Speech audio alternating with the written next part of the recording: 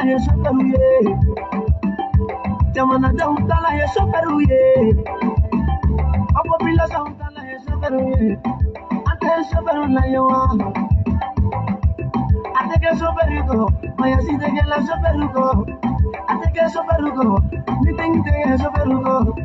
Ateke chauffeur ko, conférence teke chauffeur ko.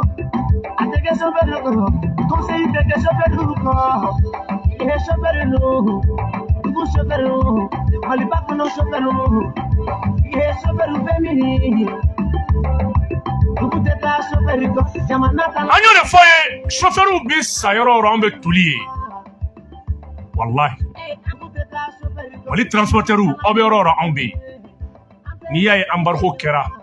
Ni yaye daw sogora ali sini duni bataw majo. Ka trusu be marfaji. Lunde be camion jo nyebe trusu la. Ni metwala. Be seka sa. Oboku. Wallahi chauffeur ni transporteur. Ambu fo. Ngolum bulbaw ambu fo. Jackie Inikle ka foli di ma centre betola no ye Sénégal national des transporteurs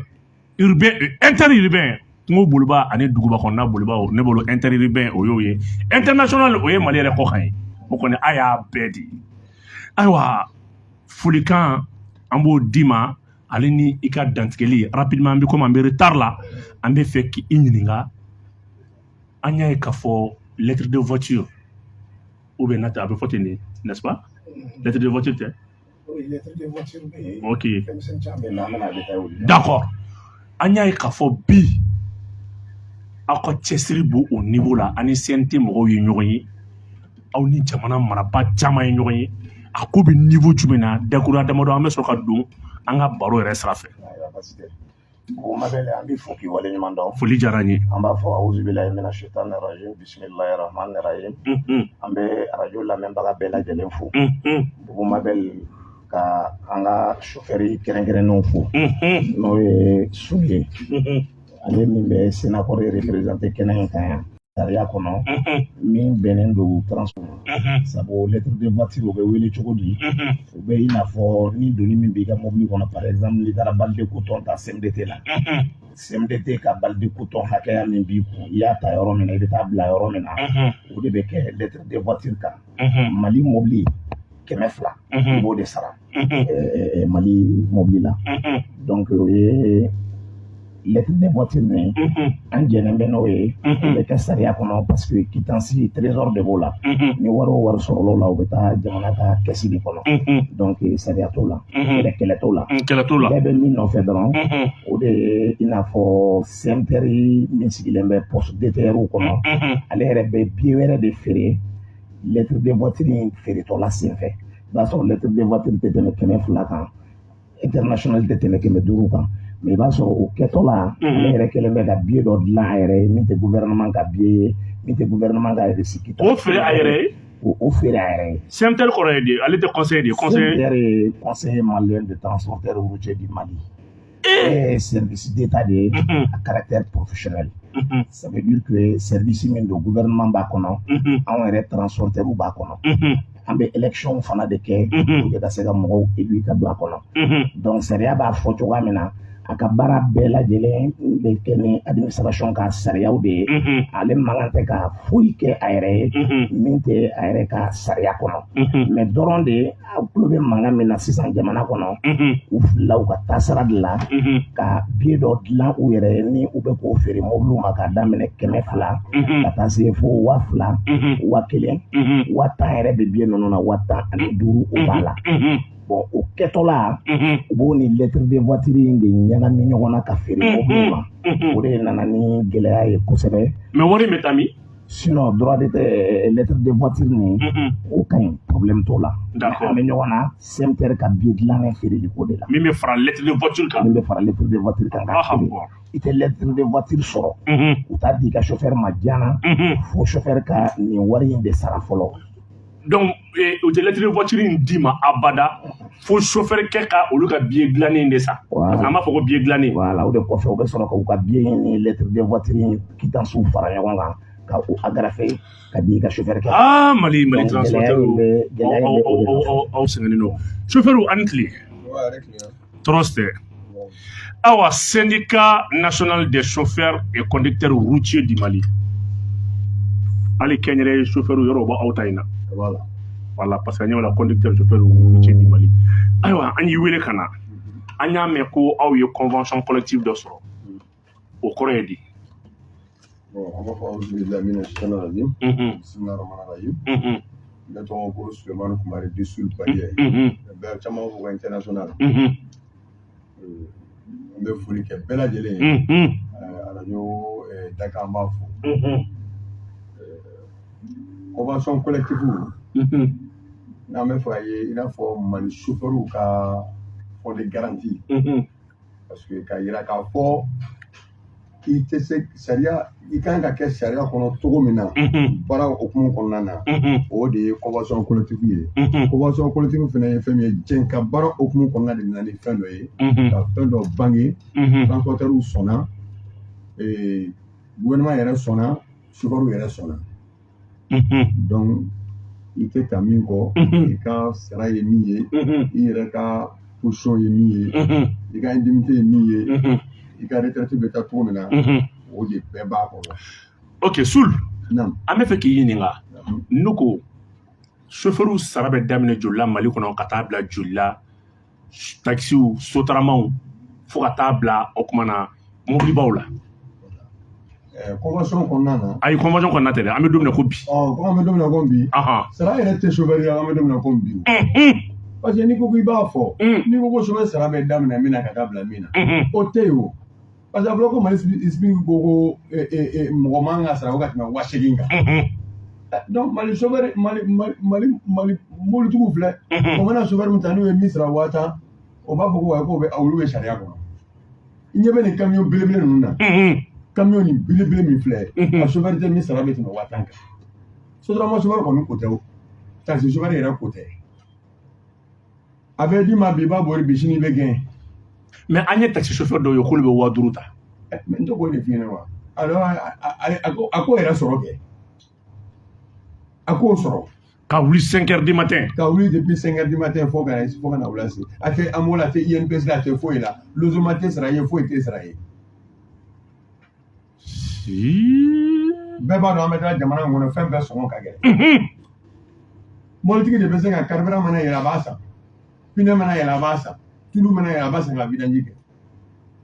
mais chauffeur kɛ ye ɲama de y'ale ɲɛna mais an bɛ don min na ko bi an bɛ insécurité bolo min kan sisan aw de ka boli ka ca kungo kɔnɔnaw la sala aw ka mɔgɔ minnu bɛ ɲangata sɔrɔ est ce que réparation dɔ bɛ u ye wa est ce que nous min nin tora nin na an b'a ye terroriste bɛ mobile attaquer chauffeur bɛ sa pratique bɛ sa est ce que bolomadɛmɛ dɔ bɛ o la sariya kelen bɛ ka min prévoir wa foyi t'u ye ko volume de l'invité foyi t'u ye Mali kɔnɔ yan foyi tɛ Mali chauffeur filɛ nin ye bi a yɛrɛ yɔrɔ dɔn ne yɛrɛ tɛ Mali chauffeur yɔrɔ dɔn tɛ a yɔrɔ dɔn tɛ o mais même mun f'i ye a fɔra ko wa ko quand on parle du Mali c'est le transport bibi na ça le transport le Mali n'est pas là président yɛrɛ b'a dɔn transport bɛ min ɲalen ye Mali kɔnɔ yan a b'a dɔn k'a daminɛ aéroport la ka na bila fɔ mɔbiliba la ani mɔbili misɛnninw Mali économie fanba bɛɛ ye transport ye mais n'a fɔra k'olu baarakɛla yɛrɛ jate tɛ a y'u ɲininka Mali yɛrɛ constitution a y'u ɲininka ko Mali chauffeur yɛrɛ ko kɛ bɛ ka mun de k'u ye an bɛ nin diɲɛ mobili bori bɛɛ lajɛlen na an bɛ taa Gawo mini bɛ wuli n'an ye dɔw chauffeur bɛ to a la mɔgɔw bɛ to a la a y'u ɲininka n'u delila k'a fɔ don kelen ko mini wulila ni dɔ ye ko a somɔgɔw bɛ yan fɛ a den n'a muso bɛ maɲumako la an bɛ nin mɔbiliba bori bɛɛ la su fɛ tile fɛ o b'an lajɔ sira kan an kɔnti ni mɔbili ye ka taa an minɛ ka mɔbili bɔsi an na ka carburant bɔ ou bien ka an faga yɛrɛ jɔn b'o kɛ terroriste ou bien bingalikɛlaw yɛrɛ fɛnɛ bingalikɛlaw mɔgɔ t'a fɔ a baara la ji ko wa ko nin filɛ hali mɔbilitigi t'i da dɔ la yɛrɛ k'a fɔ k'a bɛ taa mɔbili camanba b'ale bolo ayiwa Mamadu Jawara ale bɛ partage kɔnɔna nin wagati la Jawara Diko ka président fo ka sɔrɔ n b'a dalala la ale de ye parking kuntigi ye an bɛ foli d'a ma a connectelen don nin wagati in na Mamadu Jawara ka alimentation maa bɛ sanni kɛ a n'a ka client ayiwa centre aw ye mobilitigiw ye mɔgɔ bɛ sɔn ka mɔgɔ don baara la ni nin sara hakɛ in ye ka tila ni ko y'a sɔrɔ kuma t'a kɔ o man kan ka kɛ an bɛ chauffeur fo ka segin k'u fo Sulu y'a fɔ cogoya min na Mali chauffeur u sɛgɛnnen don mais fo a ka faamu n'i y'a ye chauffeur sɛgɛnnen don o kɔrɔ ye ko transporteur yɛrɛ de sɛgɛnnen don ni fɛn min tɛ patron bolo baarakɛla tɛ se k'o sɔrɔ siga kɔni t'o la fiyewu a bɛ fɔ domaine min ma ko domaine transport a catégorie bɛɛ ka daminɛ taxi la ka taa sotarama la ka taa car la ka taa remorque la ka taa benn na ka taa hali siperosu la bi Mali kɔnɔ a bɛɛ de degunnen don lafiya tɛ mɔgɔ si kan transport kɔnɔ bi mobilitigi bɛ mobili san ka chauffeur embauché mobili la ni mobili bɛ taa voyage la a bɛ tila ka fɛn dɔ de b'an bolo an b'a fɔ o ma ko frais de route jamana ko ko ka pièce fɛn ta mobili la o pièce bɛɛ talen kɔ mobili la k'a ban pewu pour que ka remorque bila ka taa Sénégal f'i ka 15,000 di chauffeur kɛ ma dɔgɔmanin k'a ka mun k'o la a bɛ fɔ o de ma ko frais de route o ye faux frais de ye o wari min b'a bolo faamaw b'o de dɔgɔdɔgɔnin minɛ a la 1,000 1,000 300 400 2,000 800 donc hali n'i ka mobili pièce dafalen don pièce kɔni kuma to yen pièce bannen kɔ pewu i acquitté kɔ i ka droit la i ka sariya bɛɛ la jamana kɔnɔ tuma min na de ni musaka i bɛ se ka voyager fiyewu voyager f'i ka 15,000 de di chauffeur kɛ ma faux frais la a bɛ min tila o ye ale dɔrɔn o ye 15,000 ale retour n'a taara doni fana charger doni modèle min b'a kɔnɔ o fana n'a frais de don tuguni ka segin cogo kelen na mobili taga ne ka segin dépense min bɛ mobili tigi da la chauffeur yɛrɛ bɔra kuma na sisan u yɛrɛ b'a dɔn nin bɛɛ bɔlen mobili fana ka voyage la joli de bɛ to mobili yɛrɛ tigi bolo ko chauffeur kɛ kan ka dɔ sɔrɔ o la mobili yɛrɛ kan ka dɔ sɔrɔ o la parce que mobili in fana a bɛ usure de a bɛ tiɲɛ o tiɲɛni ninnu a bɛ réparer i b'a sɔrɔ mobili santɔla i ye 80 millions don mobili la mobili bɛ san 4 san 5 boli yɔrɔ o yɔrɔ i b'a sɔrɔ mobili bɛ ka réduit de pièces bɛ ka usure e ye wari min don a la o kan ka amorti o wari kan ka labɔ o kɔfɛ a yɛrɛ bɛ pour que a ka san damadɔ in fana kɛ baara la pneumatiques i bɛ pièces minnu sara ani mobili yɛrɛ entretien ko camanba de b'a kɔnɔ n'i y'a ye Dugumabɛli i ka plateau in bi n b'a f'i ɲɛna Mali transport tɛ se ka dansi sɔrɔ i ka nin kɛnɛ in sigili la parce que i ka nin kɛnɛ bɛ kɛ sababu ye k'a fɔ ko ka Mali yɛrɛ de bɔ dingɛ kɔnɔ parce que Sulu y'a fɔ sisan a ka kɔrɔfɔ la ko n'i y'a mɛn Mali bi transport de don qui parle aujourd'hui du Mali parle de la sanction illégale de CEDEAO imposée par le Mali par la CEDEAO ka bi an kan ko dalu tɛ an bolo ka bi an kan ko fɛn t'an bolo ka bi an kan ko ye an ye o mɛ cogo di jate cogo di ni walawala n b'a fɛ ka min f'i ye o yɔrɔ la dɔrɔn n'i ye CEDEAO ta sisan CEDEAO ye sanction min bi Mali kan a sanction a kun bɔra yɔrɔ jumɛn na n b'a kun ye de ko frontière ka datugu Mali ɲɛ ni frontière datuguna o dabɔra min kama maliyɛn bɛɛ b'o dɔn o kɔrɔ de ye ko ka Mali bila Congo la awɔ mɛ jate frontière datuguni o ni 15,000 ko faux frais e yɛrɛ ka jɛnɛ mobili pièce bɛ dafalen don ni minɛ kan di surafɛn na est-ce que o tɛ compli aw mobilitigiw bɛ se ka sɔn o ma cogo di an tɛ complicité la sanu jukɔrɔ wɔsi de tɛ dɔn n'i m'a di i ka mobili tɛ taa Bumabɛli an y'a file ta ka bala ta ka dunun ta ka nin kuma fɔ ala an sigilen filɛ yɔrɔnin min na sisan nin binkani wale bɛ ka kɛ mobili bolilaw la jamana fan bɛɛ fɛ ala an filɛ yɔrɔnin min na sisan i ka mobili bɛ fiyɛ k'a lajɔ a kelen bɛ ba komi mobilitigiw ye jamana ka faama ka foroba sanu de suɲɛ quoi mobili se ka ye ɲɛ yɛrɛ la fiyewu n'i yera ɲɛ na dɔrɔn file bɛ fiyɛ i la bolo bɛ kɔrɔta k'i signalé i bɛna sɔrɔ o kɛlen bɛ ka triangle da sara kan ka sara société redressé k'a dɔgɔya pour que i ka jɔ jagoya la i jɔ o jɔ mobili pièce ɲɛna cogo o cogo tant que e kɔni ma wari de sara a kɛra de komi mobili ɲɛna dɔrɔn fo wari de ka sara quoi a y'a kuma fɔ ko kuma in ma daminɛ bi i ka plateau in bɛ se ka kɛ sababu ye de ka nɔgɔya da dɔ don a la quoi. transition faamaw bɛ nin kalama. mais transition faamaw b'a kalama kɛ sabu kuma in be anw de da o an dun bɛ yɔrɔ min na bi jan développé bɛ ka se yɔrɔ min na mɔgɔ si da tɛ bara kɔnɔ tuguni ka kuma bɛɛ bɛ kuma réseau ni radio de kan bi ani télévision de la donc a mana kɛ cogo cogo transition faamaw b'a lamɛn o ye kelen ye faama tɛ transition yɛrɛ fana kɔnɔ ko an yɛrɛ ni min tɛ sigi ka kuma o an ni fɛn fɛn min bɛ sigi ka kuma salle de réunion kɔnɔ an b'an sinsin nin fo fɛrɛ ninnu de kan bingani wale min bɛ ka ta ka kɛ ka jamana de mobiliw sɛgɛrɛ bi an bɛ nin de f'u ɲɛna Bumabel e ye n ka kuma tigɛ n kun ma tila o yafama tɛmɛ ni kuma ye n ko CEDEAO ye binni min kɛ Mali kan jagoya binni ka bin an kan Mali bɛ se ka a kɔlɔlɔ la a waati latɛmɛ cogo di mobiliw de tɛ yan anw de bɛ taa doni ta jamana janw kɔnɔ bi ka na n'a ye hali an degelen tɛ jamana minnu yɛrɛ tagali la ça c'est vrai an tun degelen bɛ jamana minnu tagali la ka kɔrɔ u y'o datugu an ɲɛ sisan an bilara ka taa kɛ dunan ye jamana wɛrɛw de kɔnɔ an ni minnu degelen tɛ ɲɔgɔn na an t'u ka kan mɛn u t'an ka kan mɛn a jamana surumani bi min ye nɔgɔya kɛ Mali ye ko an n'o bɛ ɲɔgɔn ka kan mɛn o ye Laginɛ de ye sinon Mauritanie olu yɛrɛ caman tɛ tubabu kan mɛn an yɛrɛ fana ka mɔgɔw caman bɛ taa o fana tɛ suraka kan mɛn donc degunba de b'a la mais an bɛ ka nin degun in bɛɛ kɛ bi mun de dɛsɛra Mali kɔnɔ sukaro ma dɛsɛ tulu ma dɛsɛ gasoil ma dɛsɛ carburant ma dɛsɛ fura ma dɛsɛ Mali kɔnɔ mun kama chauffeurs ka espérance ni mobilitigiw ka kariya pour que jamana kana jɔ an kana jɔ ka kɛ faden sago ye an kana jɔ ka kɛ juguw sago ye mais o baara waati kɔnɔ an b'o gɛlɛya la waati min na o de fana nana kɛ waati ye bingani juguyara anw yɛrɛ fana ka Mali yɛrɛ finitigilakaw bolo ka tɛmɛ waati bɛɛ lajɛlen kan mobili se ka munumunu yɔrɔ si la faamaw a y'a lamɛn a y'a partagé faama bɛɛ k'a lamɛn radio maaw bɛɛ k'i radio bila Dakar na 96.3 Bumabel ka émission don faama fɛn fɛn bɛ yen le DG de la police le DG de la gendarmerie les commandants nécessaires o kumana fo ka taa bila ministère de l'administration territoriale la ka tila ka taa bila ministère des transports la nin ye Mali kura kɛnɛ de ye nin ye transporteurs ka syndicat de filɛ kuma la tan dɛ awa tɛmɛ ni walanda ye n'u ko i ma ko mobili man ka boli Bamakɔ mobiliba man ka boli Bamakɔ nin heure in na fo ka taa se nin heure in ma mobiliba man ka nin pont tigɛ nin heure in na mobiliba bɛ interdit ka boli Bamakɔ kun jumɛn na pour que population ka se ka circuler librement can tɛ yan ni population bilara kɔngɔ la don o don circulation ko kuma tɛ yen o don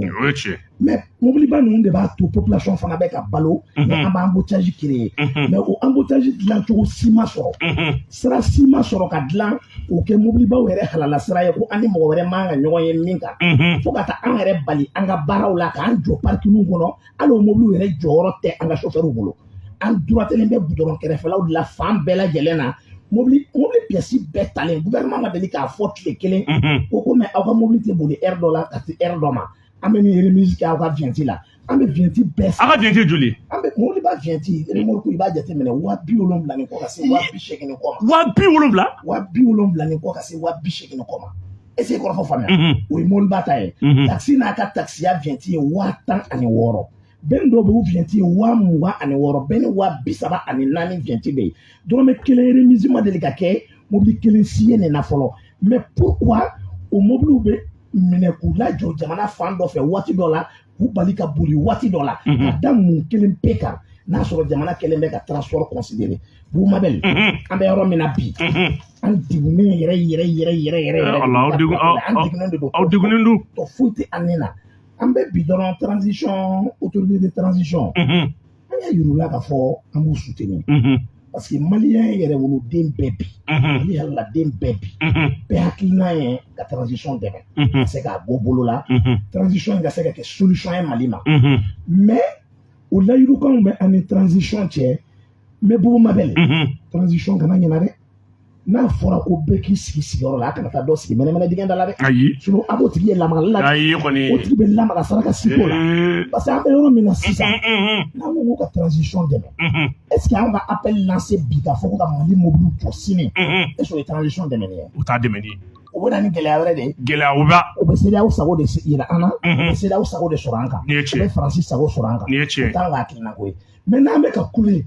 mun de b'a to polisi bɛ sara gendarme bɛ sara douanier bɛ sara eaux et forêts bɛ sara mun de b'a to o baara se ka régler k'a bila sariya dɔ kɔnɔ ni mobili pièce dafalen don a ka to yen a ka circuler librement yɔrɔ min ka d'a ye jamana kɔnɔ a ka taga yen ni i y'a fiyɛ k'a lajɔ parce que ɲɛ b'a la u bɛ gendarme motoba bolila ninnu bila ka taa sarakun na n'u bɛ taga ordre de mission min b'u bolo ko u bɛ taa poste de sécurité de kama parce que insécurité bɛ jamana kɔnɔ c'est très clair mais mobili lajɔ i k'a kɔnɔmɔgɔw fouiller i ka mobili yɛrɛ fouiller ni maramafɛn t'a kɔnɔ siganamɔgɔ t'a kɔnɔ a bila ka taa kɛ insécurité bɛ se ka taa ye mobili cahier kɔnɔ wa marifa bɛ se ka dogo mobili cahier kɔnɔ bon bɛ se ka dogo mobili cahier kɔnɔ mais mun de bɛ na an ka mobili cahier ko kuma se gendarme motobolilaw bolo siraba sanfɛ fo ka tila ka taa infraction sɛbɛn ka di an ka mobiliw ma n'u b'a fɔ ko phare vert cilen don u b'a fɔ ko clignotant dɔ vert t'a la u b'a fɔ ko basi dɔ kan ka kɛ pneu kɔfɛ pour que ka poussière bali ka wuli o infraction lankolon gansan dɔrɔn o de bɛ tigɛ ka di mobili ma pourquoi parce que dɔrɔn i ban ka wari dɔ di agent ma sira kunna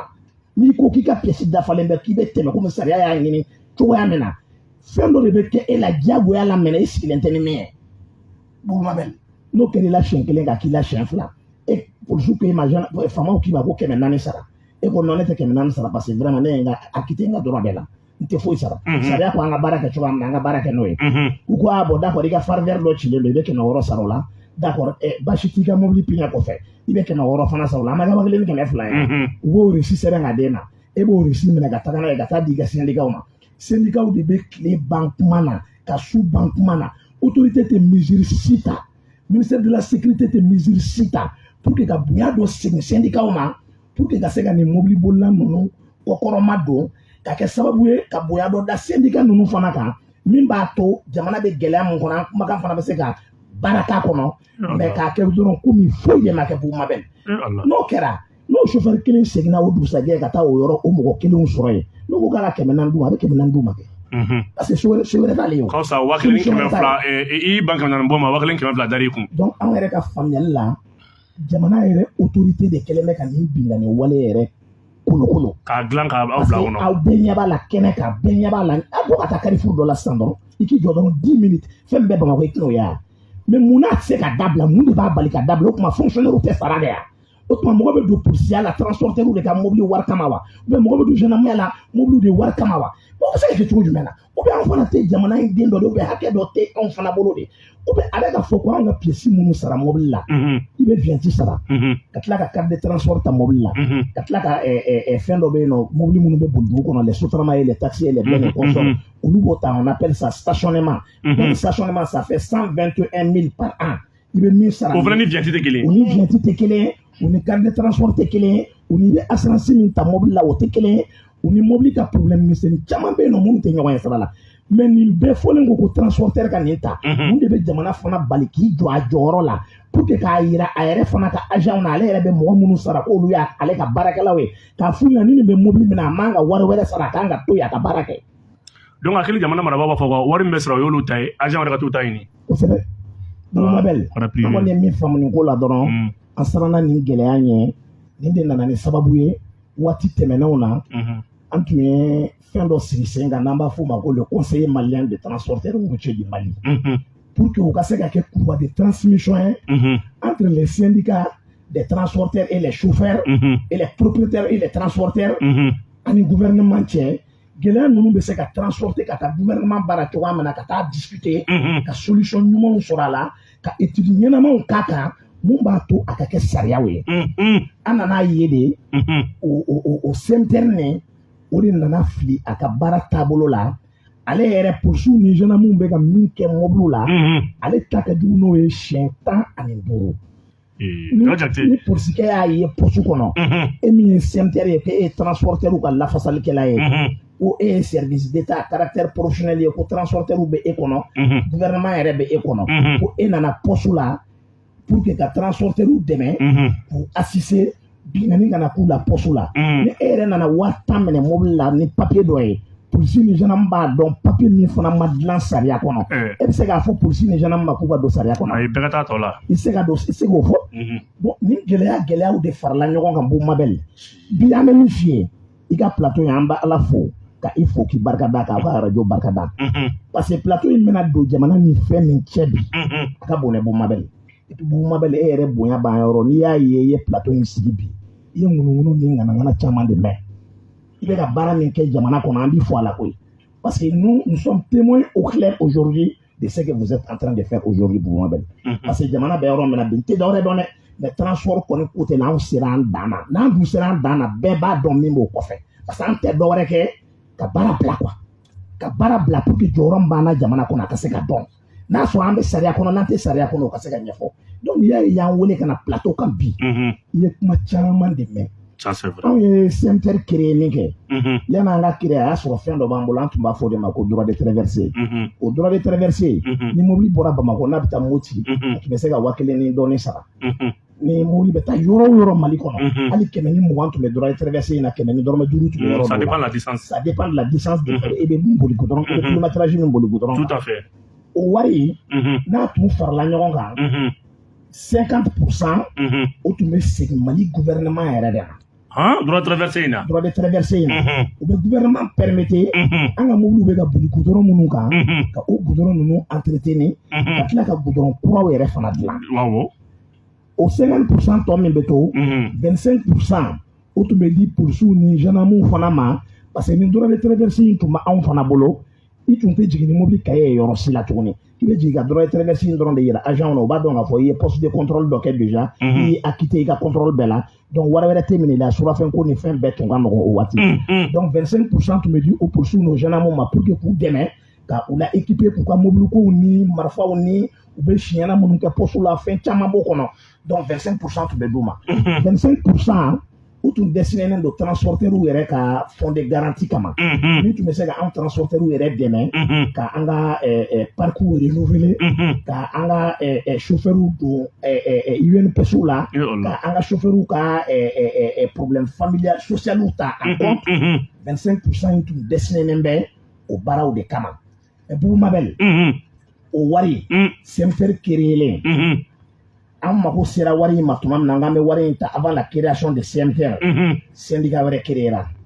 syndicat wɛrɛ créelen gouvernement y'a yira an na k'a fɔ an tun ye baara in dilan k'a fɔ ko syndicat 3 de kan ka wari in gérer mais comme dɔ wɛrɛ créera sisan a kɛra syndicat damadɔ ye donc fo ka segin programme kan pour éviter tout ça de an yɛrɛ ye CMTR créé pour que wari in ka se ka loger CMTR ka compte la CMTR b'a gérer avec les transporteurs en ce moment an ye CMTR créé o de kama. Mais CMTR, depuis sa date de création, en 2007, ça faisait 13 milliards et quelques. Mais CMTR créé un blabila. Wari Yelenawa, Adjiginawa, Alisato Wari Kotowa, CMTR Mawa, Amadi CMTR Mawa, avec gouvernement Bolowa, avec Faon, Maseka, Tagayoro, Sidon, Warina, Ansega Galunda, Moko Sifanana, Kafoko, Anye Wari Atibolo. Moi, personnellement, ma qualité, Chara Jakite, Nsega Galunda, Moko Sila, parce que Maye Moko Sibolo.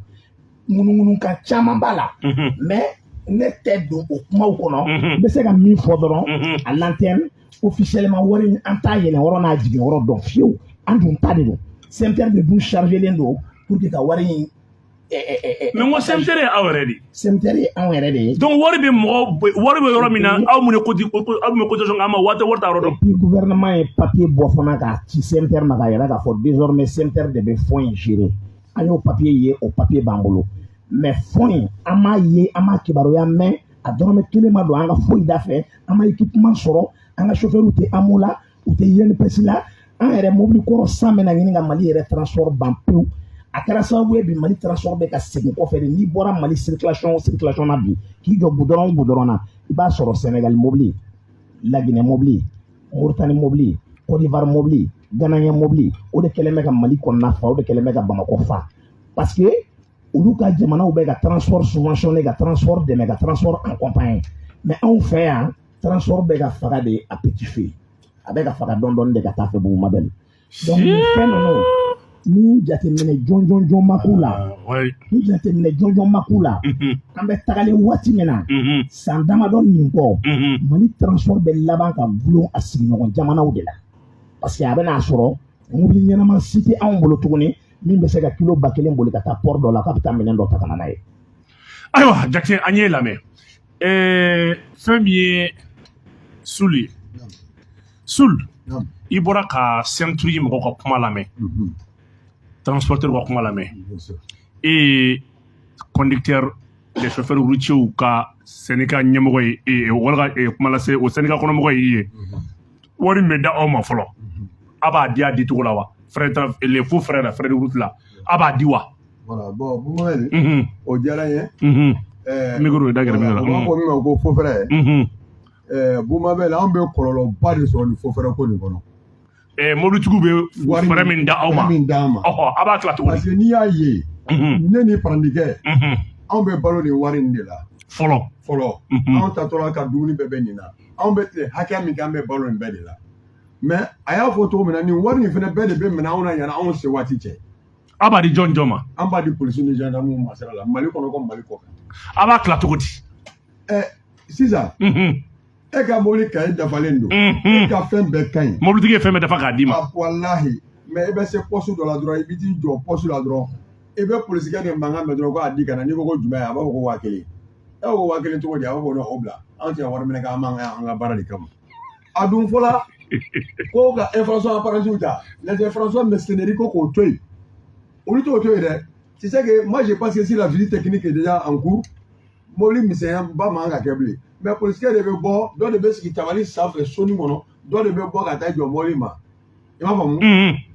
ko nin pneumatique nin ye pneu usé ye o y'a n'a sɔrɔ i ban ka wari di n'i ban ka wari di sisan n'a fɔra ko a dantigɛ i ka fɔ la n'a fɔra k'a dantigɛ n'i ko ko mun a ko 1000 n'i ma sɔrɔ k'o di baara daminɛla a baara daminɛla baara ɲɛfɔ donc a bɛ taa sisan n'a ma mɛn ko plaque propriétaire a bɛ t'i jɔ i ka mobili sanfɛ hali n'i bɛ ka mana bilen sachet nin dɔ de ta k'o bila mobili sanfɛla la chauffeur ka sigilen bɛ ka sanfɛla lajɛ dɛ polisikɛ bɛ jigin dɔrɔn ko mauvais champ foro wa n b'a dɔn a fɛ ko mauvais champ ou soit i ka e yɛrɛ visite parce que n'i ka pare-brise ye terrain dɔ b'a la a b'a fɔ ko pare-brise défective ou soit a bɛ i ka plaque de lajɛ a b'a fɔ plaque d'immatriculation non conforme ko parce que dɔ bilenna kojugu dɔ ɲɛ jɛla dɔɔnin bon an bɛ t'o la tuma jumɛn an bɛ taa min o fɛngɛ ninnu de bɛ sɛbɛn k'a d'i ma fo i bɛ taa yen o bɛ to o tila ka to o sɛbɛntigiw u ka papiye kɔnɔ ko i ka infraction kɛra ko 4000 5000 6000 mais sariya yɛrɛ dun ko ko ni infraction yɛrɛ tɛmɛna 2000 ka ban dɔrɔn polisikɛ tɛ se k'o kiiri tigɛ bilen fo a ka kɛ PV ko de ye mais o sariyaw ta la min o bɛ bila bari mun tɛna yir'i la foyi tout simplement seulement parce que à la sortie à Jalakɔrɔba ici tu dois payer 5000 francs o t'u ni mɔgɔ si cɛ o sara dɔ in ka taa donc anw tɔɔrɔ la mobili fuye t'a la 1000 di dɔrɔn a di dɔrɔn Jalakɔrɔba i bɛ 1000 kɔni n'o b'i bolo e latigɛra zantigila marifa b'i kun sa o fɛn wɛrɛ b'i kun o si t'a la ko ça na ministre ye papier qu'on appelle le directeur min tun bɛ Kojo le directeur de la gendarmerie a ye papier dɔ bɔ k'a yira k'a fɔ le 7 février 2020 a ye papier dɔ bɔ k'a yira ko mobili bɛ tɛmɛ poste de sécurité la o mobili ninnu poste de sécurité mɔgɔw tɛ se k'a fɔ i bɛ infraction sɛbɛn k'a d'a ma e tɛ se ka infraction sɛbɛn k'a d'a ma c'est une note de service mais i ka baara ye jumɛn ye ni su kola n'i y'a natɔ ye ni fari i ni k'i bɛ i bɛ se ka minɛ k'a lajɔ pour problème d'insécurité i ka sariya ye min ye i bɛ se ka mobili in kɔnɔna f'u ye ni maramafɛn t'a kɔnɔ mais o si tɛ kɛla o mobiliba de yɛrɛ kɛn bɛ kungo anw yɛrɛ chauffeur an yɛrɛ t'a dɔn an b'an ko min ka taa an jaabi wari min bɛ d'a ma an t'a dɔn ni mobilitigi yɛrɛ de b'u wele k'a fɔ an ye wari dɔɔni di an ka mɔgɔ la a y'a bɛɛ minɛ o la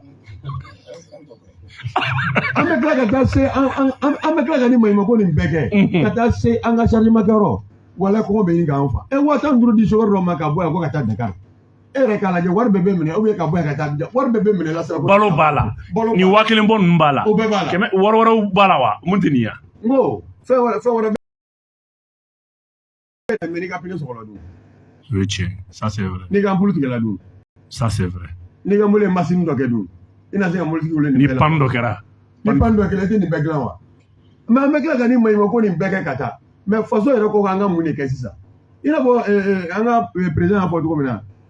o y'an ka patron ye transporteur y'an ka patron ye a y'a fɔ cogo min na jamana bɛ mun de k'an ye nin waati an ko transport ye Mali ye transport de ye mobili de bɛ na n'a fɛnw ye chauffeur de b'a boli coronavirus daminɛna yan mais coronavirus tɛ chauffeur faga o an y'a ye Mali kɔnɔ coronavirus daminɛ a ma chauffeur faga u ye mɔgɔw bɛɛ bila ka u ye yɔrɔ bɛɛ jɔ service daw u ye dɔ bɔ baarakɛlaw la u ye baara position bɛɛ changer dɔgɔtɔrɔso kɔnɔ kasiɲɛ bɛ di bɛɛ ma mais chauffeur ma jɔ dɛ chauffeur de bɛ taa jamana wɛrɛ ka taa doni ta jamana wɛrɛ ka na n'a ye Mali kɔnɔ yan coronavirus ma faga o ye mun k'an ye j'ai toujours dit il y a deux sortes d'armées au Mali surasi qualité fila de bɛ Mali la mun ye marifa ta k'u b'a ni lakana olu bɛ ko ni kɛlɛ ni ko ni jugu bɛ na olu b'a jɔ n'olu mais dɔw fana y'u ni fana ta ko wa ko kɔngɔ tɛ bɛn Mali kan koyi o ye chauffeur de ye ani transporteur aw fila bɛɛ ani transporteur parce que olu ye mobili san anw b'a bɔ yen olu bɛ mobili san k'i jigi da anw kan anw fana bɛ permis ta k'an jigi da olu kan mais n'a fɔra ko o jamana kɔnɔ ko an tɛ jate n'a fɔra ko an k'o bɛɛ kɛ embargo nin kɔnɔna na an kɔrɔkɔrɔ foyi tɛ an ma min sɔrɔ ka na an bloqué frontière dɔ la kalo 4 kalo 5 anw yɛrɛ wulila ka bɔ yan ka taa faamaw négocier frontière la pour que an bɛ se ka stratégie dɔ bila en place pour que chauffeur bɛ se ka don cogo min na tellement k'u sɛgɛnna j'étais avec le secrétaire Moutarou Dabo du Sinacor an taara fɔ Kiɲɛba ka taa fɔ Kayi mɔbili bɛ ka don bi faamaw t'u yɛrɛ ɲininka ko yala nin mɔbili min bɛ ka don cogo di an tɛ ka kɔn embargo b'an kan tiɲɛ don fɛn dɔ bɛ ka fara fɛn dɔ kan parce que transporteur fɛnɛ gɛlɛya nana u bɛ ka fɛn dɔ kɛ pour que mɔbili ninnu bɛ se ka don cogo min na mais yala an b'o gɛlɛya bɛɛ kɛ tugun an bɛ tila o kalo 4 kɔnɔ mɔbili visi bɛ ban transport bɛ ban an dɔtɔla tugun i bɛ ka sɔrɔ an ka faamaw bɛ tila ka jɔ an ɲɛ tugun k'a fɔ ko i ka dossier i ka papier banna o b'i minɛ. Et donc embargo bɛ kɛlen bɛ k'aw bloquer frontière la pendant des mois n'a sera k'a négocier ka bɔ wali jamana ka don Mali fɛnɛ kɔnɔ donc yan faamaw fɛnɛ bɛ se a ka faamaw fɛnɛ bɛ se k'a fɔ i ye kalo 1 min jɔ yen n'i ka assurance banna sira fɛ parce que n'a banna k'i sigilen to yen i bɛ jɔ yen de o. Voilà an ka moto bɛ se ka assurance caman mais bisi bɛ se ka caman o bisi bɛ se ka to mobili chargelen to wa ka transport bɛ se ka mobili chargelen to wa biɲɛti bɛ se ka taa wa mais a bɛ se k'i minɛ ten i ye problème wɛrɛ de sɔrɔ on est obligé le chauffeur est obligé k'a ka syndicat wele syndicat bɛ obligé ka intervention de daminɛ mais pourquoi ça ko ka Mali bɔ nɔgɔ la ko ka Mali dɛmɛ ko ka transition dɛmɛ. donc mun yɛrɛ kan ka lakana kɛ olu de bɛ ka nin baara in kɛ tan. c'est ça a yɛrɛ ɲɛ t'a la wa ni sɛgɛ tɛ fila ye o de kosɔn o don la an ka réunion na ministère la an y'a yira ministre la k'a fɔ contrôle bɛ kɛ cogo di an bɛ min fɛ i n'a fɔ Burkina tun ye min kɛ n'i bɛ don Burkina frontière la mobili n'i sera frontière la dɔrɔn n'u y'i contrôler fo frontière dɔnni c'est comme ni i bɛ don Zegwa n'i bɛ taa Kayi ni e contrôla Zegwa fo Kayi sa i m'a faamu n'i y'a mɛn ko ni parce que n'i y'a mɛn ko bɛ wari minɛ la a y'i ka Kayi de sɔrɔ tigɛ kɔnɔ ni chauffeur ka Kayi sɔrɔla ka ban a kɛra muso ye wa a tɛ se ka foyi wɛrɛ fɔ o a tɛna se k'a ka Kayi to a tɛ se ko o bɛ minɛ ka taa bila yen e bɛ to munumunu salon la a nɔfɛ tu feras comment donc an y'o de ɲini u ka contrôle ninnu kɛ u ka fɛn fɔ an bɛ fɛn min faamu parce que a kɛ bɛ komi i n'a fɔ baara bɛ kɛ a kɛ i n'a fɔ maramatigɛ feereyɔrɔ sisan polisiw y'an faw ye gendarmew y'an faw ye an baw don an denw don an dɔgɔninw don an jugu t'u ye dɛ mais min tɛ taa tɛ taa fo an ka tiɲɛ fɔ ɲɔgɔn ye dɛ aujourd'hui an bɛ yɔrɔ min na bi ko ka Mali dɛmɛ mais bi n'i ye CNT ta k'a lajɛ dɔnkilidala o mɔgɔw bɛɛ sugu bɛɛ bɛ yen a ye chauffeur dɔ ye CNT kɔnɔ wa a ye transporteur ye CNT kɔnɔ ye wa e ma ko faso nin ko an de b'a jɔ mais an mun b'a ɲɛdɔn mun n'an dɔ tɛ yen moi je suis chauffeur jamana kan ka jɔ cogo min na a kan ka dilan cogo min na a fɔra ko Mali kura donc Mali kura bɛ jɔ chauffeur sen t'a la an tɛ jamana den dɔ dɔnkilidala n'o n'existe même pas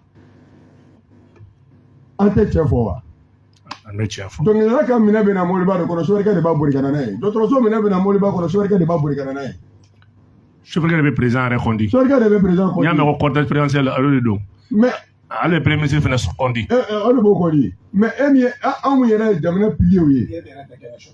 an tɛ yen même pour aller en guerre fo a ka bori de chauffeur ka bori mais n'a fɔra ko wa ko jamana bɛ jɔ ko o chauffeur dɔw tɛ yɛrɛ o jamana jɔyɔrɔ bɔra min ni kuma tiɲɛ na an b'a fɔ kɛ le chauffeur malien et le transporteur malien ont tout fait pour le Mali mais Mali yɛrɛ de ma anw jati minɛ anw tɛ yen an t'a dɔn an bɛ taa fɔ mɔgɔ min ɲɛna an t'a dɔn an bɛna kɛ cogo cogo la carte d'affiliation du compte à la sécurité sociale le 19 février 2020 qui a été signé par l'ex-président du Mali ala ka hinɛ la Ibrahim Boubacar Keïta a y'a signé k'a yira k'a u y'a degré bɔ k'a yira k'a fɔ conseil des ministres la ko chauffeur filɛ nin ye a ka carte d'affiliation du compte de la sécurité sociale kan ka ye cahier kɔnɔ ko c'est devenu un document du transport c'est là c'est un décret mais a kɛla wa faamaw a bɛ min polisiya ɲininkali kɛ cahier kɔnɔ wa La direction nationale des transports, il y a une Kewa. Moi, tout le transport, il y a un document de Kewa. On dit la carte d'affiliation du comptable de la sécurité sociale. Maintenant, on a un téjati. Mais c'est donné qu'on fait un patron. Ni a eu au lieu de couler, il faut transporter le corps de tes fins sur la rue, il y a le nom.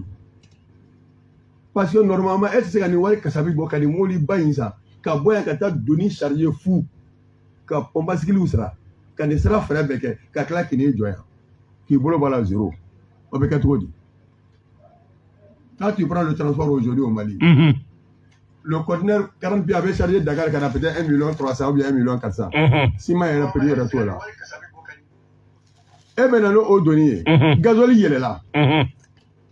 Faut être cela comme ça. Mais il y a un transport de malien. Chauffeur qui a fait le côté, il ça. Le transporteur malien aujourd'hui, avec ce qu'on a dit, au lieu de transporter, au transporter plus parce qu'ils ne sont pas là. On a pas de patron, ou d'Europe, la peuple. Au baisse qu'à 20 mètres de blanc, carrosserie 20 mètres, largeur 3 mètres 50. On va t'accorder d'un doux d'un temps de quoi. Chauffeur qui a des bois, qui s'y a ni bâti pour combien? Au chauffeur qui a un peu qu'on est d'un doux, si le transport d'un seul conteneur fait 1,4 million, qui prend 5 conteneurs, tu as combien? Un peu au bout de canard, non, et ça, c'est un watanka. Mais vous voulez qu'on aille où avec ça? Il est temps qu'on se dise la vérité. Voilà pourquoi on a dit que la convention collective qui est là, Charia il faut la connaître. Tribunal de travail a signé. Tous les pages ont été paraffées par le greffier. Donc, Amadam Roth le Kachini, Nala Sonama. Autre melon Kokaboy. Becky comporte au la passé, non, Koko Tekedron, Mokoba de l'Osronière, ou à Canada Affiliation du compte de la sécurité sociale. En bas, il faut qu'il y ait parce que il y a un moyen à faire ça. C'est un peu de bétanson, il fait. Un peu de bétanson, il fait.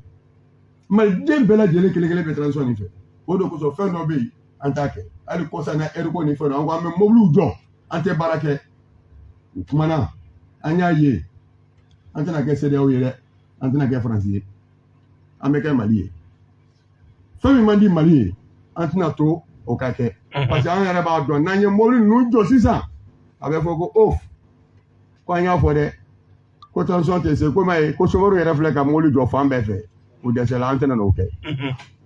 O ya ni na fait coup bas blanc. Hakili là. En sonnant. En coup mangu ga dimanche mi dama. Dimanche ni samedi au cours de dama.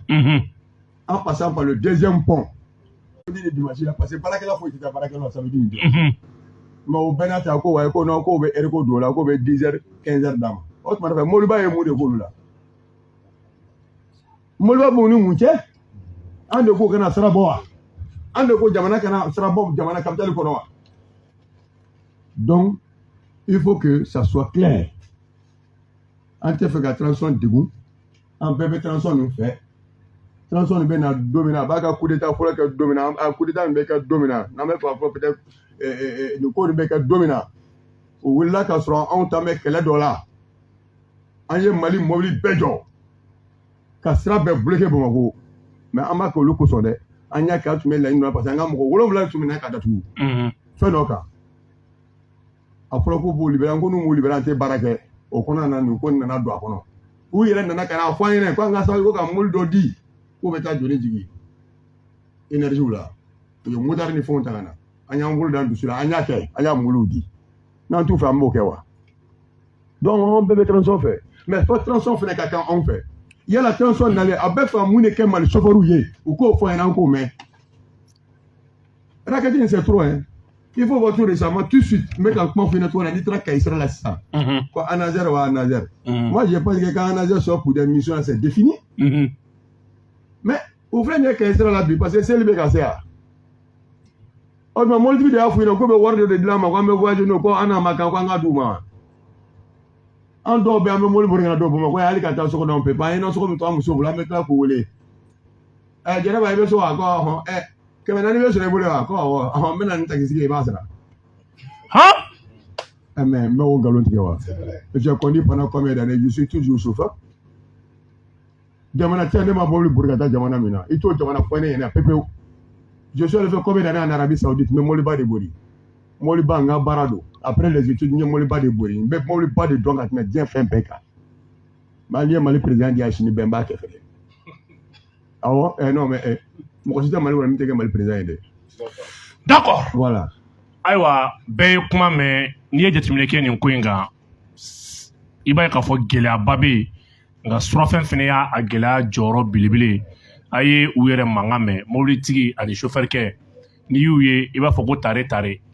o tuma na mɛ gɛlɛya da y'u ta ye parce que nin baara minnu filɛ ne ninnu ma lakile nin bɛ adamaden fana bila ka don u yɛrɛ da fɛ walasa i fana ka se ka dɔ sɔrɔ parce que ka u y'a fɔ cogo min na tiɲɛ yɛrɛ yɛrɛ la an bɛ nɛgɛjuru sira labila 20 72 97 72 an bɛ nɛgɛjuru sira labila maa minnu bɛ fɛ ka weleli kɛ k'i da don baro la an ka maa welelen o ye Sinakɔr tɔgɔ la Sul to Sul ale de b'an bolokɔrɔ yan bɛɛ b'a a dɔn allo n diga tɛnɛ a b'an cɛ ça va nba salam ça va nba n'i ka invité fo kosɛbɛ u bɛɛ tulo b'i la n ye kuma caman faamu ka kuma la an bɛ fanga deli yɛrɛ de a k'a lajɛ a ka fɔ fili la mais fɛnkɛ ɲininkali kelen bɛ n bolo ka den la n t'a dɔn ni salon don ou salon na sini don an ka chauffeur dɔ gɛlɛya dɔ sɔrɔ Kaolack Sénégal f'a fɔra k'a ye mɔgɔ dɔ ta a wagati yɛrɛ wɔlɔfɔw yɛrɛ ye report dira kosɛbɛ wa an ka mobili caman tiɲɛ an yɛrɛ y'u ta caman tiɲɛ donc o ko tɛmɛnen kɔ ka bɔ yen fɛnkɛ ne ma kisi foyi de sɔrɔ a ko la donc n bɛ fɛ u b'a ɲɛfɔ n ɲɛna de a ko tɔ labanna cogo min n'Ala sɔnna ma voilà o de an bɛ tila ka Sul ɲininka o la 20 72 97 72 ka salam fɔ fo Lafiyabugu nin wagati la an bɛ foli di Mamadu Jawara ma alimentation tigi don ka taa o kumana fɛn min ye Bamakɔkura fɛn min ye président ye n'ale ye parking tigi ye fɛn min ye MCA yɛrɛ dala la an bɛ foli lase a ma ka foli lase Boumabel fans club mɔgɔ bɛɛ ma 20 72 97 72 allo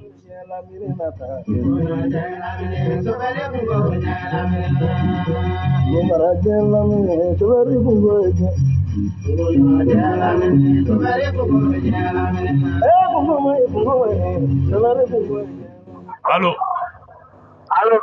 ani ce ça va tɔgɔ ni jamu ɲininkali jumɛn b'i bolo ayiwa ne tɔgɔ ye Saka Dramé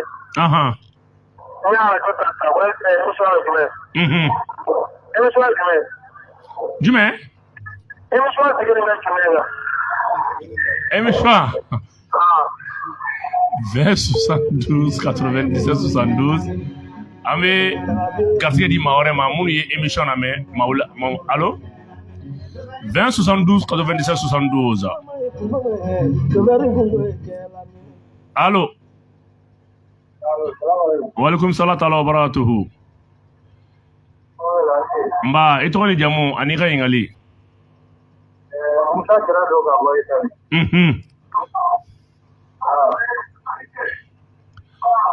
kuma b'i bolo ayiwa an b'a fɔ a ye toujours maliyɛn dɔw kelen bɛ ka jamana mara kɛ n'i ko ko nin man ɲi o kɔrɔ tɛ transition fɛ olu ka sabali dɔw de degunnen don nin bɛɛ ye transition tanin dɔ de n'o tɛ n'a ka d'u ye u bɛ se ka garibu daminɛ bi e tɛ se k'i sigi i ka baarakɛda la i bɛ lafiyalen don dɔw b'a ka degun kuma fɔ ko non ko jamana bɛ bolo min kan jamana bɛ bolo min kan u bɛ ka wari dɔw ta yɔrɔ fɔ i fana ka solution di o la kɛ allo Boumabel la an cɛ awɔ Boumabel don Boumabel ça va awa ça va mon frère n bɛ mankan na dɔn baara la a bɛ hakɛ dɔn n bɛ ka aw wele ka aw encourager quoi ok merci i b'a wele ka bɔ min n bɛ ka aw wele ka bɔ Paris quoi ok n bɛ dugawu kɛ yarabi ala ka Mali ala ka sankɔrɔ amina yarabi ami ka ɲɛsaw ma aw bɛ baara min na aw bɛɛ lajɛlen b'aw fɔ ala k'aw si janya amina yarabi ami ala ka merci nin de ye jamanaden ɲumanya ye maa n'i tɛ se ka fɛn o fɛn min na i bɛ dugawu k'a la mɔgɔw bɛ a miiri ko transition dɛmɛni t'i dɔwɛrɛ n'i ko ko nin man ɲi k'i ka mɛn dɔ ma ayi i filila hakililajigi don allo oui an tulo b'i la allo an tulo b'i la i filila 20 72 97 72 an bɛ maa fila ta ka sɔrɔ ka segin an ka maa welelenw ma. maa welelen sɛnturu ye Jakite ale bɛ an tɛ kɔrɔ yan. olu ye syndicat ye minnu bɛ tali kɛ duguba kɔnɔna ni kungo kɔnɔ bolilaw ni jamana kɔkan bolilaw kan. Allo. an ce. Namada ni fɛn dɔ tɛ ka nɛgɛjuru la han. 20 72 97 72. maa filala ye Sinakɔri ye. Sul ale b'an bolokɔrɔ yan. Allo. Allo an ce. Awa. Salaamaaleykum. Walekum salam. Ne ye Jibril Sisoko ye. Ok Sisoko ka bɔ min? Ka bɔ ACI 2000. ACI 2000. Ok Jibril kuma b'i bolo. Ayi ne ta tɛ kuma ye ne ma wuta don dɔ la n y'i wele n ko i ye marakajɛla ye. Awɔ.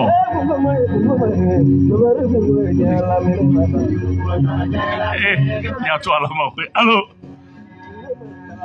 20 72 97 72. Ni ye Sul ka mɔgɔ welelen ye k'u bila ne la.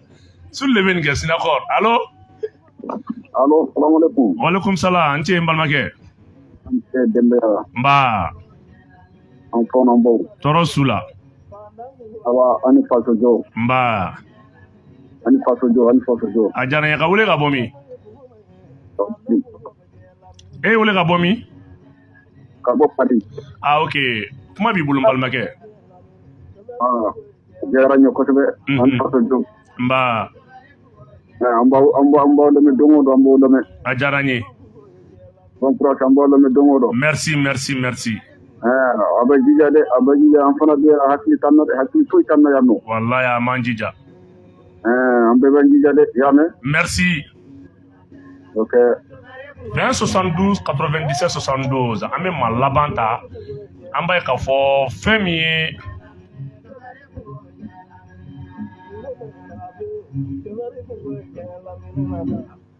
allo ani wula somɔgɔw bɛ di tɔɔrɔ tɛ Jawara nba Ala k'i sara ami ni fɛn fɛn kɛ i bɛ sara o de la o ye tiɲɛ ye ko ka di ne ye kojugu a diyara n ye ne balimamuso Ala ka fasojɔ dusu min b'i la Bugumabel Ala kana jugu se i la amina yarabi yarabi Ala k'an ka Mali kisi ami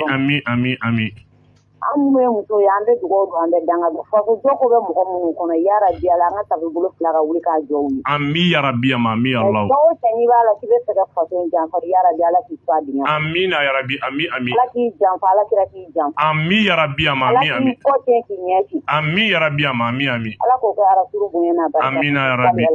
Salim Lisi arajo kan Lisi Gandiga planto kan non a diyara n ye ne e sigira don o don an ɲɛkun bɛ lafiya merci bien Ala k'i sara amina yarabi madame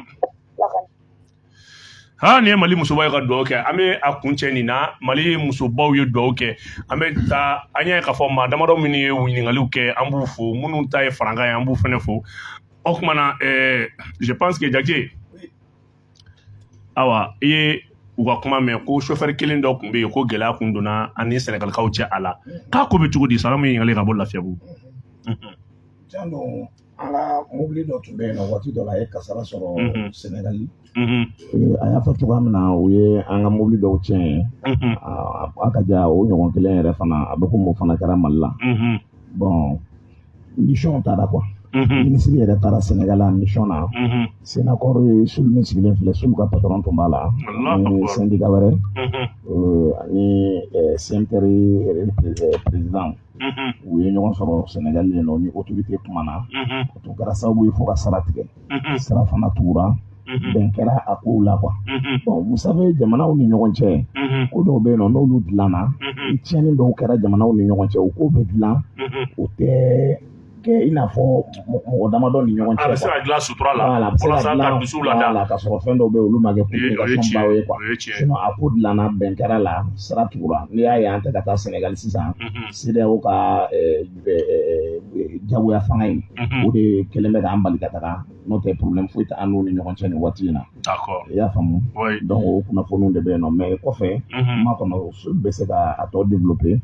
ne tun b'a fɛ Bugumabel an ka taa solution na quoi n bɛna kuma filanan de d'i ma sisan o kun ye ɲininkali ye parce que n'o bɔlen kɔ a la ne ma ɲininkaliba wɛrɛ mɛn tugun ne bɛ fɛ k'a fɔ aw ye aw yɛrɛ fɛ bi walasa an ka bɔ nin kɔnɔ an kan ka mun de kɛ voilà bon ma belle gars o ɲininkali diyara an ye kosɛbɛ an ka don solution kɔnɔ i n'a fɔ Sulu ye Sénacor ka chargé de communication ye cogoya min na a ye chauffeur ka gɛlɛya caman fɔ mais e k'a lajɛ ne y'a fɔ sisan e ka plateau kan an bɛ Sulu yɛrɛ ko sisan ko chauffeur sara cayalen ye 1000 ye mɔbiliba ninnu na a ye min fɔ can de don i y'a faamu a bɛ se ka kɛ chauffeur dɔw bɛ yen nɔ minnu sara ka ca ni 1000 ye kosɛbɛ dɛ i y'o faamu mais kuma bɛ fɔ an bɛ camancɛ de ta min ka ca quoi min ka ca c'est vrai awɔ donc pour que chauffeur ka condition ka améliorer sans transporteur bolo pour que chauffeur ka condition ka améliorer sans jamana bolo o man gɛlɛn kosɛbɛ quoi ni mobile bɛ taa Sénégal sisan i bɛ 15,000 min di mobile ma ka taga a segintɔ tuguni i bɛ 20 ni kɔ 30 min di a ma ka na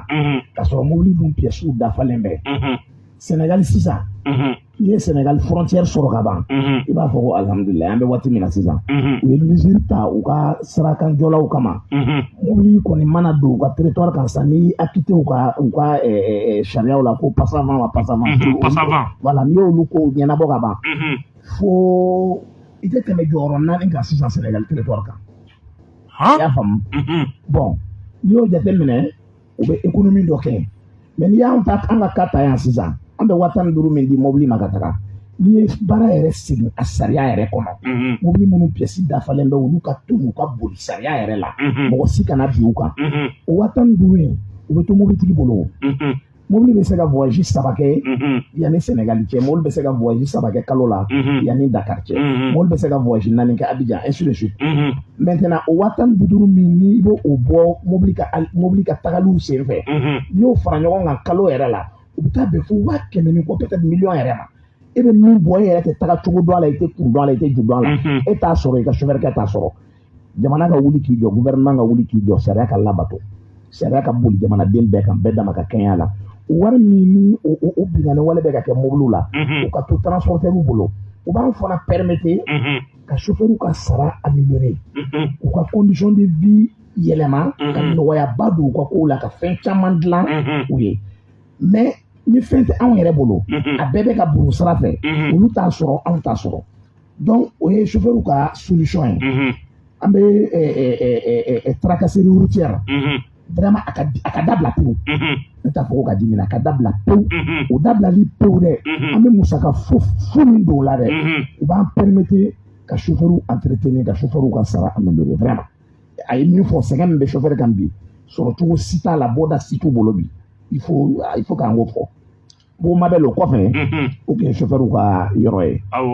ni an nana transport yɛrɛ gɛlɛya kumabaw la Sulu y'a fɔ sisan a ka kuma kɔnɔ ko mobili pour que mobilitigiw ka se ka bɔ bi tellement que transport binnen don an tɛ ka fɛn sɔrɔ transport la on est obligé ka conteneur caman de don mobili kelen kɔnɔ pour que ka se ka bɔ dɔɔnin n'i k'i bɛ transport yɛrɛ yɛlɛn bi a yɛlɛn cogo yɛrɛ la ka kɛɲɛ ni carburant ye bere min da transport kun bi ani CEDEAO kɛlen bɛ ka sanction min ta k'a bi jamana kunna jamanadenw bɛna kule jamanadenw bɛ sɛgɛn an ɲɛ b'a la mais n'i y'an pour an dusu kan waati latɛmɛ de don mais jamana yɛrɛ kɛlen bɛ ka problème dɔw de bila a yɛrɛ da la quoi ne b'a fɔ o de ma an ka taa solution kɔnɔ fɛn dɔ de bɛ Mali kɔnɔ bi gouvernement yɛrɛ ɲɛ b'a la a b'a dɔn a bɛ fɔ o de ma ko le transport pour compte propre o de ye e b'o ma bɛɛ de ye société tigi ye wala e ye commerçant tigi ye wala e ye usine tigi ye gouvernement bɛ e permettre e ka remorque 10 san e ka remorque 20 san i yɛrɛ ye e ka o remorque ninnu transporteur ka mobili bɛ vignette min sara 80,000 kɔ i b'a sɔrɔ o b'o vignette kelen di e ka mobili ma 15,000 ka mun fɔ u b'a fɔ ko e ka mobili tɛ mɔgɔ si ka donni ta ko fo e yɛrɛ ka donni dɔrɔn o de transport pour compte propre ye bon alors que e ka mobili non seulement i bɛ t'i yɛrɛ ka donni ta mais i bɛ tila ka i tɔɲɔgɔn usine tigi wɛrɛw fana ka donni ta yɔrɔ o y'a bɔra e ka donni ko sariya la parce que ni mobili tɛ usine fɛn fɛn bolo anw transporteur minnu bɛ vignette normal sara anw de kan k'olu ka donni transporter mais mobili bɛ e bolo e ye usine tigi ye a bɛ nin fana bolo nin ye usine tigi ye e bɛ transport compte propre na ni jamana kelen bɛ k'o yamaruya i tɛ vignette sara i bɛ taa i ka donni ta i ka donni bannen kɔfɛ i bɛ tila ka main prêter i tɔɲɔgɔn usine tigi wɛrɛ fana ma ka t'o ka minɛn fana ta o ta bannen u ye o compte propre kelen in o yamaruyalen bɛ commerçant fana bolo a yamaruyalen bɛ transitaires bolo donc o baara kɛtɔ la sisan gouvernement yɛrɛ bɛ perdre fɛn caman na parce que a ye min fɔ o bɛ na ni conteneur ye sisan ka conteneur caman yɛlɛma mobili kelen kɔnɔ i ye conteneur caman yɛlɛma mobili kelen kɔnɔ non seulement a poids bɛ giriya goudron ma filanan a bɛna dédouaner cogo di conteneur kelen fila dédouanement conteneur 5 kɛlen mobili kelen kɔnɔ a bɛna dédouaner cogo di jamana bɛ perdre nin yɔrɔ ninnu bɛɛ de la bɛɛ perdre de ye jamana kan donc an ka jate la transport pour compte propre in nafa foyi t'a la ka transport compte propre ko in dabila pewu transport bɛɛ ka taa classe kelen kan an bɛɛ ka taa sariya kelen na an bɛɛ ka vignette kelen sara ni mun ni transport man kan dɔrɔn k'o bɔ a la pour que an minnu ta ye an ka mobili bɛ n'an tɛ baara wɛrɛ dɔn mobili kɔ n'i ko k'i bɛ conteneur 5 don ne ka mobili kɔnɔ ne tɛ sɔn parce que ne balo bɛ n ka mobili la ne tɛ sɔn e b'a dɔn k'a fɔ voiture kelen mobili ka ban voilà ne tɛ sɔn mais jate feerefɛn jatebali dalen dala gɛlɛn kun o kɔni ye n'a nana min yir'i la o de don ale de ta ye mobili ye ale de b'a ka chauffeur kɛ sara ale de fana ta ye donni ye Bugumabel o donni ta yɔrɔ la mɔgɔ jumɛn bɛ se ka fɛn fɔ la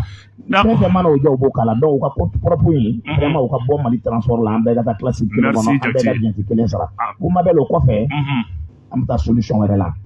o solution ye jumɛn ye Mali gouvernement yɛrɛ a bɛ se ka wari min sɔrɔ transport la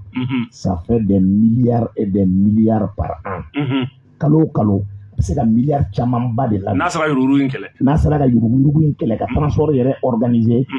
transport a bɛ milliards caman sɔrɔ transport yɛrɛ tɔgɔ la ka taa sɔrɔ transport yɛrɛ fana transporteurs ma kule u ma degun wa bɛɛ lajɛlen fana hali minnu yɛrɛ fana bɛ sara kan bi n'an bɛ ka kule n'olu tɔgɔ ye n'o ye poursuivre ni gendarmes ye olu yɛrɛ fana bɛɛ ka condition bɛ dilan a sen fɛ ka ɲɛ o ma bɛ o ye jumɛn ye u ka yuruguyurugu bɔ yen pewu an ka segin droit de traversée ma SEMTER bɛ déféré ni kirikara minnu na a k'a bɛɛ dabila gouvernement bɛ wari dɔ de di SEMTER ma san kɔnɔ o y'a ka fond de roulement ye a k'i basé o kan a ka baara kɛ n'o ye a k'a sen bɔ wari ɲini wɛrɛw la o t'a ka baara ye k'o dabila pewu gouvernement ka o interdit pewu a sariya tɛ yen ka kɔrɔ mais a dun bɛ ka kɛ malgré que ministre y'a interdit mais a bɛ ka continuer ka kɛ mais gouvernement ka décision yɛrɛ de bɔ a kɛli fana na a ka bali ka kɛ n'o kɛra an bɛna jumɛn na olu bɛ ka o wari fu minnu minɛ mɔgɔw la an ka droit de traversée dilan tuguni quoi n'an ye droit de traversée dilan